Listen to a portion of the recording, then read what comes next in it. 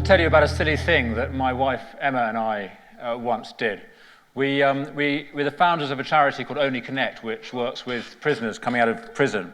And you know, there's a big problem with people coming out of jail without anywhere to live. Well, they might have somewhere to live, but something goes wrong and they're homeless really quickly. So we were given some money to try and research this housing problem for ex-prisoners.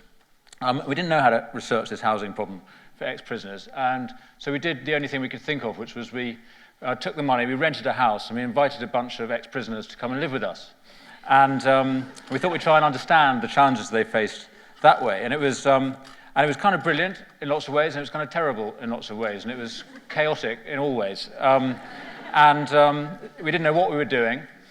The ex-prisoners didn't know what we were doing, and it was quite a challenge. Anyway, we didn't crack the problem of ex-prisoner housing, but I did learn one thing about why people get in trouble all the time.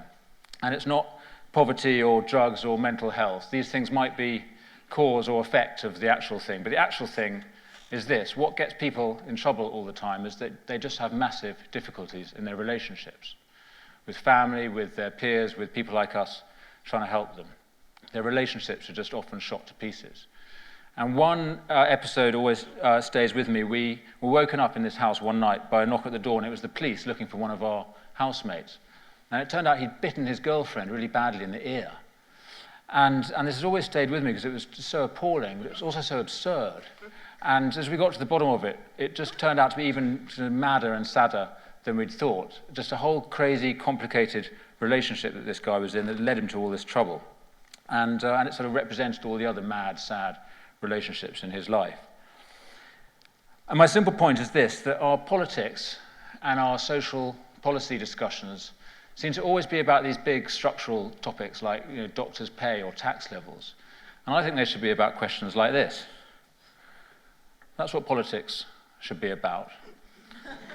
And if you think I'm being flippant, I'll give you Aristotle. Oh, he's coming up already, that's good. No, he's not. No, here he is. It's very comforting to intellectuals like us, but obviously it's the same question. It's about how we regulate our common life. Politics is about how we live together. So how do we live together in places like London, where I live and work? Well, on one measure, among big global cities, we're really successful. We're at peace. Different nationalities and ethnicities and classes, everybody shares the same streets. And on a sunny day, it looks kind of perfect. But you know that actually these groups might not be fighting each other, but they don't really know each other either. We've got peace because everybody's living in parallel universes. So it's not really a peace at all, it's more a sort of truce. And I think that's mirrored in our personal lives as well. It's not just criminals who have crazy domestic troubles. They're not the only ones with, violence in the home and mental health problems and addictions. I think everybody here probably knows somebody who's in deep pain in their relationships, sad or lonely or living in strife with the people that they love or ought to love. And in response, the way we maintain the truce in our lives is we're taking pills and getting wasted and watching porn and shopping like there's no tomorrow and borrowing money to pay for all of this, so that our whole economy is based on consumption and debt, which is the worst form of economic relationship. So I don't think we are living together that brilliantly. But here is the great good news as I see it. I think a new idea is forming in our society that is going to break through into our politics any day soon. And I call this idea the radical consensus. Got it already? No? Sorry, I'm looking at the wrong screen. So the radical consensus is radical because it means deep, serious, transformational change to the way we organize and how we regulate our common life. But it's a consensus because it's actually quite simple and it's actually quite straightforward, and it's bringing together all sorts of people from different parts of the political landscape.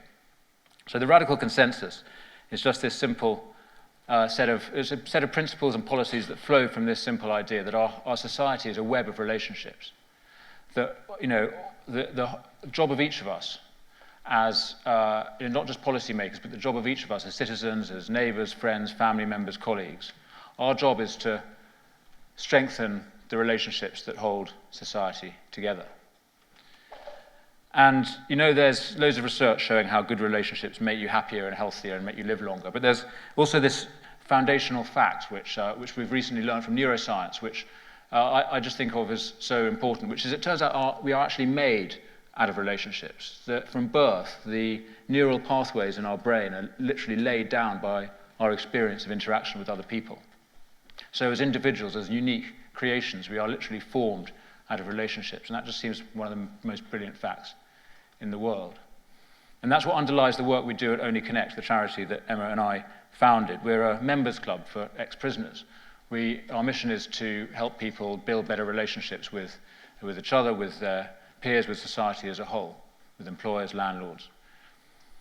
And it's difficult, it's messy, it's like living in that house. We're making mistakes all the time. But we see all the time how making a connection with somebody is so much more effective than just offering them a service. How the relationships you make are much more important than any opportunities that can be offered. They're much more effective. You see when people develop their relational capability, their ability to love and be loved properly, then all these presenting problems like unemployment and homelessness and addiction and crime, how these diminish and can be addressed. So that's the simple idea behind the radical consensus. I can see from your nods that it is actually a consensus, unless you're nodding off. So there's nothing controversial or outrageous in what I'm saying. And it's not, as revolutions go, this is quite a humble one. It's not something you can sort of put on a placard and storm the palace demanding better relationships. But actually, I think that quietly it could change everything if it infects our politics, as I think it needs to, because the radical consensus represents a huge challenge to both left and right in our politics. Let me challenge the right first.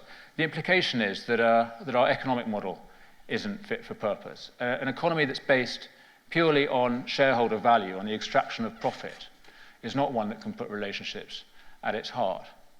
Now, profit is brilliant. It's the engine of prosperity for all of us. It's how we get capital into the economy. It's the reward for people who've risked their wealth to make stuff happen and spread wealth to others. But if the pursuit of profit is the sole basis of our economy, then we have a problem. If a company's fiduciary duty, its obligation to maximize shareholder value, if that trumps everything else that the company does, then we have a problem. Because it means that we have a system of anonymous, distant relationships where the owners of a company have no responsibility to its customers or its workers or its neighbors, except that annoying them might be bad for business. And I don't think that's enough. I think we need closer ties and stronger obligations than this. We need a new economy that's built on people and the planet as much as on profit, and that brings these three things into balance. I just want to mention the B Corp movement, which is spreading around the world. It's a new form of corporate governance that puts social and environmental responsibility at the heart of what a business does. So we need a better economic model than shareholder capitalism, and that's the challenge for the right. The challenge for the left is this, that we need a better social model than the welfare state. Now, the welfare state has made life better for millions of people, and millions of people rely on it. But the idea of a comprehensive, universal, centralized, standardized entitlement system that tries to meet all the needs of all the people in the same way, from the same source, equally and identically, organizing all from central government. If this idea ever made sense, I don't think it does anymore. If we really want to pursue human dignity and social justice, I think we need a better social model for our times. One that's specifically about investing in communities and relationships rather than pouring money into expensive programs delivered by outside professionals who try and fix problems for individual people once they've got too bad. We shouldn't be thinking just about efficiency and cost in public services, because it's that creates this fixation with economies of scale and creates these distant bureaucracies which treat people as passive recipients of a service that they resent. We need to think about sort of a model that recognizes what people can do for themselves and for their neighbors. So I think about projects like Safe Families, which is a national program. It's independent of government, but it works really closely with local councils. And what it does is that when there's a family that's in any sort of trouble, getting into crisis, they find other families in the area who can get around them and support them with whatever is needed, the way a good community should. And it's not just saving loads and loads of money for the taxpayer, it's keeping thousands of families together every year and stopping thousands of children ending up in the care system.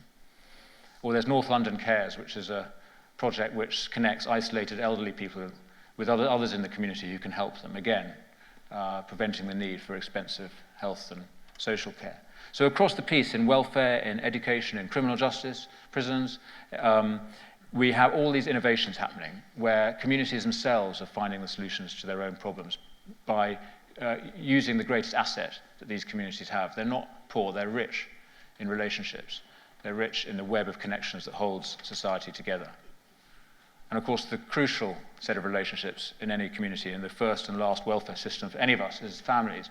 And if government can do one thing in this area, in my view, it should be treating the whole family, the whole household as the economic unit, not just focusing on individuals in the tax and benefit system. It's a much messier system, I'm suggesting, but a much better one, I think. And then lastly here, what government can do most of all, anything it can do to strengthen the relationship that is at the heart of families, which is the couple relationship. It's the two people who make the kids, and whether they're together or apart, it's their relationship is absolutely crucial. Couple relationships are like the knots in the netting of society, and when they are strong, society is strong. So the radical consensus turns out to be quite old-fashioned. Really what I'm saying is that the job of making society flourish rests with all of us. And perhaps it's the paradox of the radical consensus that, you know, if we want these sort of innovations I'm describing, these new models of self-help and mutual help, we might also need a more traditional value system, one where it's not all about me, and where we recognize that human happiness consists in being used for a purpose that's bigger than us, but being used actively with all of our skills and energies put to use. And I think that's what most people want, and it's actually what most people manage to achieve. Almost everybody is helping somebody in their family, in their business, in their neighborhood. Most of us are good neighbors, but we're doing so in spite of the system of big business and big government. Big business and big government don't know what a neighbor is, or how they fit into the welfare state or the profit and loss account. But we do, and our job is to strengthen these relationships. So let me finish with this. The radical consensus is what we're all doing anyway, or what we all want to do in our own lives. But what needs to happen now is that it needs to break through into our politics. It needs to become a political idea. And I think it urgently needs to, because if it doesn't, another idea is going to break through. And you see that happening around the Western world in all sorts of ways.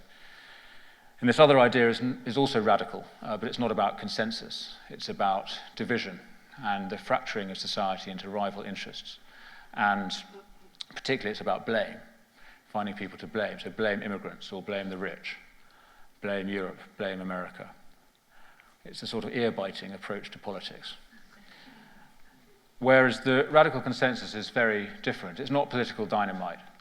It doesn't invent enemies to hate or promise to fix everything at a stroke.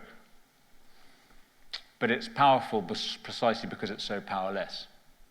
And I think it kind of could fix everything if we give it time and if we make it happen.